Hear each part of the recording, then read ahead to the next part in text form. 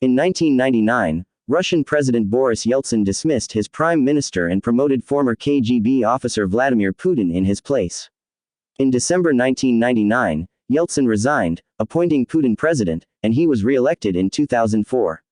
In April 2005, he made a historic visit to Israel, the first visit there by any Kremlin leader. Putin could not run for the presidency again in 2008, but was appointed prime minister by his successor, Dmitry Medvedev. Putin was re-elected to the presidency in March 2012 and later won a fourth term.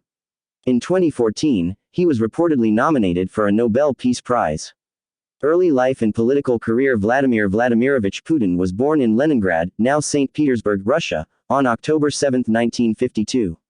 He grew up with his family in a communal apartment, attending the local grammar and high schools, where he developed an interest in sports.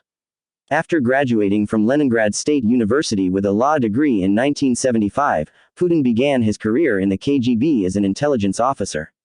Stationed mainly in East Germany, he held that position until 1990, retiring with the rank of lieutenant colonel. Upon returning to Russia, Putin held an administrative position at the University of Leningrad, and after the fall of communism in 1991 became an advisor to liberal politician Anatoly Sobchak. When Sobchak was elected mayor of Leningrad later that year, Putin became his head of external relations, and by 1994, Putin had become Sobchak's first deputy mayor. After Sobchak's defeat in 1996, Putin resigned his post and moved to Moscow. There, in 1998, Putin was appointed deputy head of management under Boris Yeltsin's presidential administration. In that position, he was in charge of the Kremlin's relations with the regional governments. Shortly afterward, Putin was appointed head of the Federal Security Service, an arm of the former KGB, as well as head of Yeltsin's Security Council. In August 1999, Yeltsin dismissed his prime minister, Sergei Stopashin, along with his cabinet, and promoted Putin in his place. President of Russia. First and second terms. In December 1999, Boris Yeltsin resigned as president of Russia and appointed Putin acting president until official elections were held, and in March 2000, Putin was elected to his first term with 53% of the vote. Promising both political and economic reforms, Putin set about restructuring the government and launching criminal investigations into the business dealings of high-profile Russian citizens. He also continued Russia's military campaign in Chechnya. In September 2001, in response to the terrorist attacks on the United States, Putin announced Russia's support for the United States in its anti-terror campaign. However, when the United States' war on terror shifted focus to the ousting of Iraqi leader Saddam Hussein, Putin joined German Chancellor Gerhard Schröder and French President Jacques Chirac in opposition of the plan. In 2004, Putin was re-elected to the presidency, and in April of the following year made a historic visit to Israel for talks with Prime Minister Ariel Sharon, marking the first visit to Israel by any Kremlin leader. Due to constitutional term limits, Putin was prevented from running for the presidency in 2008. That same year, presidential terms in Russia were extended from 4 to 6 years. However, when his protege Dmitry Medvedev succeeded him as president in March 2008, he immediately appointed Putin as Russia's prime minister, allowing Putin to maintain a primary position of influence for the next 4 years.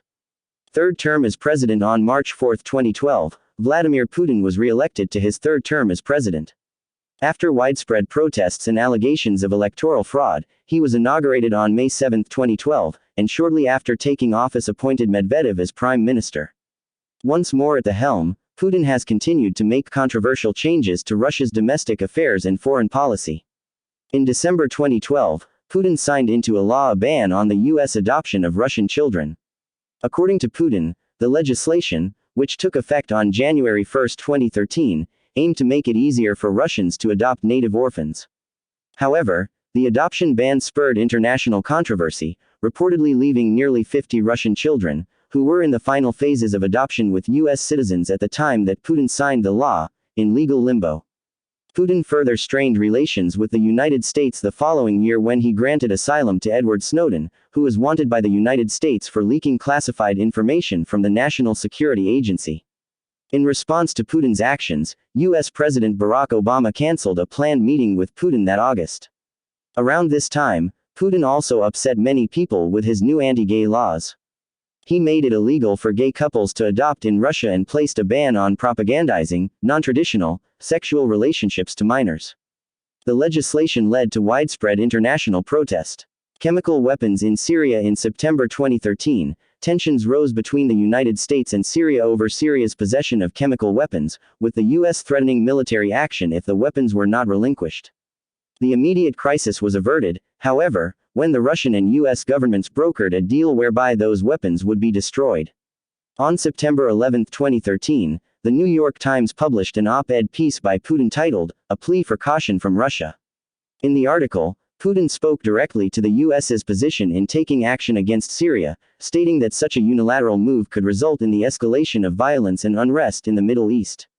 Putin further asserted that the U.S. claim that Bashar al-Assad used the chemical weapons on civilians might be misplaced, with the more likely explanation being the unauthorized use of the weapons by Syrian rebels. He closed the piece by welcoming the continuation of an open dialogue between the involved nations to avoid further conflict in the region.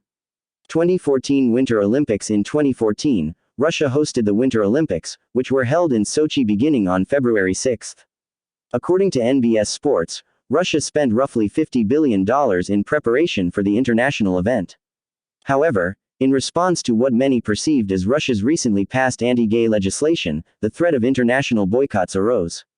In October 2013, Putin tried to allay some of these concerns, saying in an interview broadcast on Russian television that, "We will do everything to make sure that athletes, fans and guests feel comfortable at the Olympic Games regardless of their ethnicity, race or sexual orientation." In terms of security for the event, Putin implemented new measures aimed at cracking down on Muslim extremists, and in November 2013 reports surfaced that saliva samples had been collected from some Muslim women in the North Caucasus region. The samples were ostensibly to be used to gather DNA profiles, in an effort to combat female suicide bombers known as Black Widows. Invasion into Crimea. Shortly after the conclusion of the 2014 Winter Olympics, amidst widespread political unrest in Ukraine, which resulted in the ousting of President Viktor Yanukovych, Putin sent Russian troops into Crimea, a peninsula in the country's northeast coast of the Black Sea. The peninsula had been part of Russia until Nikita Khrushchev, former premier of the Soviet Union, gave it to Ukraine in 1954. Ukraine's ambassador to the United Nations, Yuri Sergeyev, claimed that approximately 16,000 troops invaded the territory, and Russia's actions caught the attention of several European countries and the United States, who refused to accept the legitimacy of a referendum in which the majority of the Crimean population voted to secede from Ukraine and reunite with Russia. Putin defended his actions, insisting that the troops sent into Ukraine were only meant to enhance Russia's military defenses within the country, referring to Russia's Black Sea Fleet, which has its headquarters in Crimea. He also vehemently denied accusations by other nations, particularly the United States, that Russia intended to engage Ukraine in war. He went on to claim that although he was granted permission from Russia's upper house of parliament to use force in Ukraine, he found it unnecessary.